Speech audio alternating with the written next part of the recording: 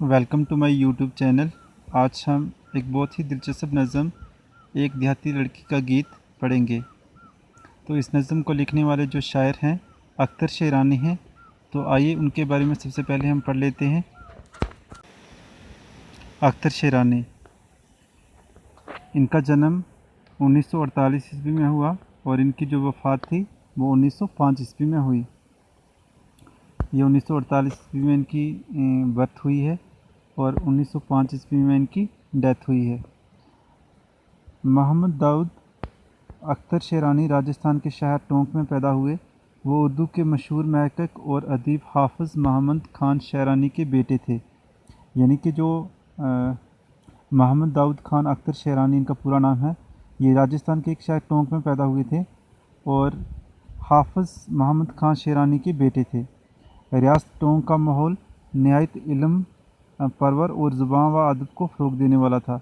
यानी कि जो रियासत टोंक थी उसका जो इन्वायरमेंट था वो बहुत ही इल्म परवर यानी कि एजुकेशन के रिलेटेड बहुत ही अच्छा था और जो हमारी लैंग्वेज होती है उसको तरक्की देने वाला था। अख्तर शेरानी की परवरिश इसी माहौल में हुई। उन्हें फ़ितरत से बेपनाह लगाव था। फ़ितरत यानी उन्हें नेचर से बेपनाह लगाव था। यानी कि नेचर से उनको बहुत ज़्यादा नेचर के बारे में उन्होंने लिखा है और कुदरत यानी नेचर उनको बहुत ज़्यादा पसंद थी। जो भी कुदरती चीज़ें थी, जो नेचर की बनाई हुई चीज़ें थी, वो उनको बहुत ज़्यादा पसंद थी। कुदरती मनाज़र को उन्होंने खूबसूरती के साथ पेश किया है। यानी कि जितने भी कुदरती मनाज़र हैं उनको उन्होंने नहायत ही खूबसूरत अंदाज में पेश किया है। अख्तर शेरानी को रोमानी शायर कहा जाता है और इनकी शायरी में गीतों जैसी रवानगी और नगमगी है। नज़म, गीत और सानिट इनकी पसंदीदा असनाफ़ हैं। उनकी शायरी कलियात शाया हो चुका है। यानी कि उनकी जो शायरी है वो पब्लिश हो चुकी है। अख्तर शेरानी की नज़मों का दूसरा अहम मौज़ू हब्बे अलवतनी है।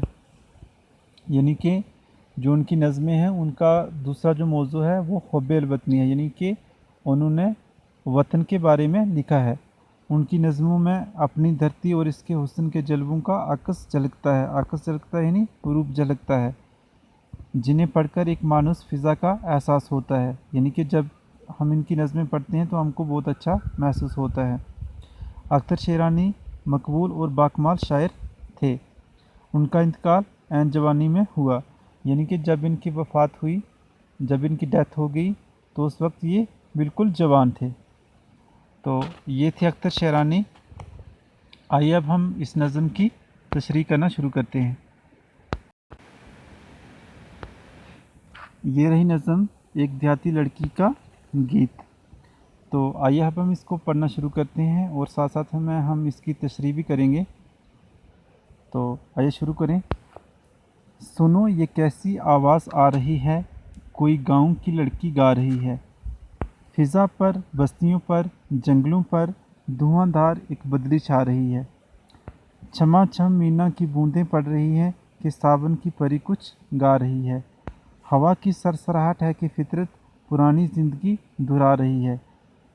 ये घर ससुराल होगा शायद उसका, जब भी माँ बाप की याद आ रही है। तो आइए अब हम इसकी तशरीह करते हैं। शायर साहब फरमाते हैं कि सुनो ये कैसी आवाज़ आ रही है। ऐसा लगता है कि कोई गांव की जो लड़की है वो गीत गा रही है। फ़िज़ा पर, फ़िज़ा होती है हवा यानी माहौल, माहौल को भी कहते हैं और हवा को भी कहते हैं। फ़िज़ा पर, बस्तियों पर, बस्तियों पर यानी जो लोगों के घर हैं, गांव है वहाँ पर, और जंगलों पर धुआंधार एक बदली छा रही है। यानी कि वहाँ पर बादल छा रहे हैं। छमाछम मीना की बूंदें पड़ रही हैं। यानी कि छमाछम मीना कहते हैं बारिश को। बारिश की छमाछम बूंदें पड़ रही हैं कि सावन की परी कुछ गा रही है।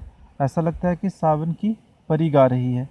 हवा की सरसराहट है कि फितरत पुरानी ज़िंदगी दोहरा रही है। यानी जो देहाती लड़की है, जो गांव की लड़की है, वो गीत गा रही है और ऐसा लगता है कि हवा की सरसराहट है ये या फिर कुदरत है पुरानी ज़िंदगी दोहरा रही है, यानी कि लड़की जब गीत गा रही है तो उसको पुरानी ज़िंदगी जो है उसकी याद आ रही है। ये घर ससुराल होगा शायद उसका, जब भी माँ बाप की याद आ रही है। यानी कि जब लड़की गीत गा रही है तो शायर को लगता है कि ये अपने ससुराल में है, शायद ये इसका ससुराल होगा और उसको अपने ससुराल में अपने मायके की याद आ रही है।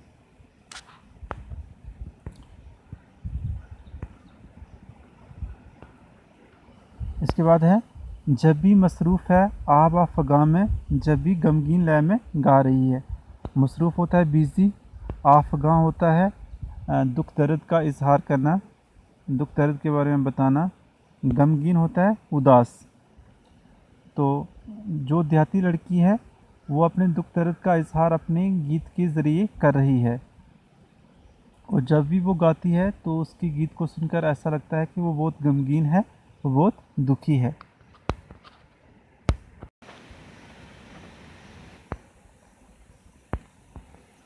इसके बाद है, शिवालय में गजर भी जाग उठा, ठनाठन की आवाज़ आ रही है। कोई चिड़िया निकल कर घोंसले से घने जंगल में मंगल गा रही है। कोई बकरी कहीं करती है मैं, कोई बछिया कहीं चला रही है, मगर इन सब से बेपरवाह वो लड़की बराबर गीत गाए जा रही है। शिवालय कहते हैं शिव के मंदिर को, गजर होता है घंटा या घंटी। तो शायर साहब फरमाते हैं कि जो शिवालय में है, यानी कि जो शिव के मंदिर है, वहाँ पर घंटे की आवाज़ आ रही है, यानी कि वहाँ पर जो घंटियाँ हैं वो बजाई जा रही हैं और उन घंटियों के बजने से ठनाठन की आवाज़ आ रही है। कोई चिड़िया निकल कर घोंसले से घने जंगल में मंगल गा रही है, यानी कि कोई चिड़िया जो है वो अपने घोंसले से बाहर निकल कर घने जंगल में जाकर खुशी के गीत गा रही है। कोई बकरी कहीं करती है मैं, कोई बछिया कहीं चला रही है, यानी कि कोई बकरी मैं की आवाज़ें निकाल रही है और कोई बछिया कहीं चला रही है, मगर इन सब से बेपरवाह वो लड़की बराबर गीत गाए जा रही है। लेकिन ये जो चिड़िया घोंसले से निकलकर मंगल गाती है, जो मंदिर में ठनाठन की आवाज़ें आती हैं, जो बकरी कहीं मैं करती है, जो बछिया कहीं चला रही है, तो इन सब आवाज़ों से, इन सब कामों से बेनियाज वो लड़की, यानी कि बेपरवाह वो लड़की बराबर गीत गाई जा रही है, यानी कि इन सब चीज़ों से उसको कोई लेना देना नहीं है और वो बराबर अपनी धुन में मगन है और बराबर वो गीत गाए जा रही है। तो अगर हम बिल्कुल मुख्तसर में कहें तो ये नज़म जो है ये एक गांव की लड़की के ऊपर लिखी गई है।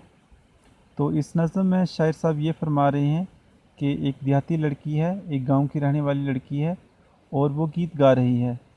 तो उसके गीतों को सुनकर ऐसा लगता है कि वो निहायत ही गमगीन है, निहायत ही दुखी है और उसे अपने ससुराल में अपने मायके की याद आ रही है, जिसको याद करके वो दुखी हो रही है।